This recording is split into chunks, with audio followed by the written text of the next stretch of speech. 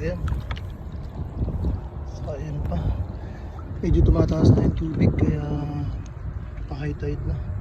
Ayun, meron pa rin.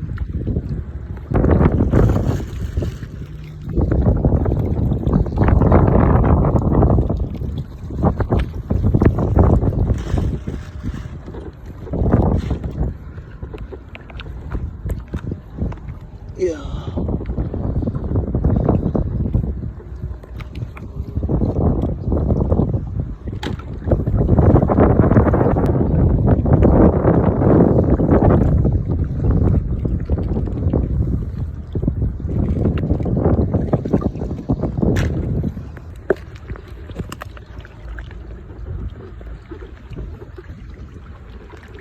Karamihan pag day off o walang pasok, mas gusto nilang matulog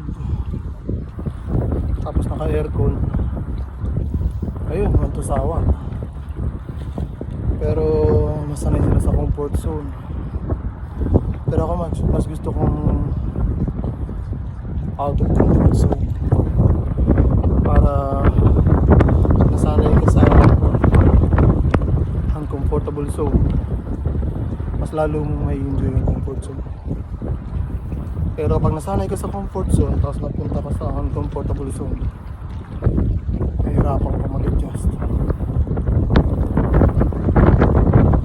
So ayan, yung iba habang natutulog sa malamig na aircon, tayong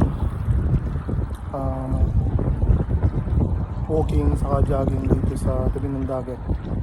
Tapos nagmo-multitasking dito sa dagat para manguha ng mga sea or seashells. Maganda sana pag maraming tahong dito, kaso wala siyang tahong eh.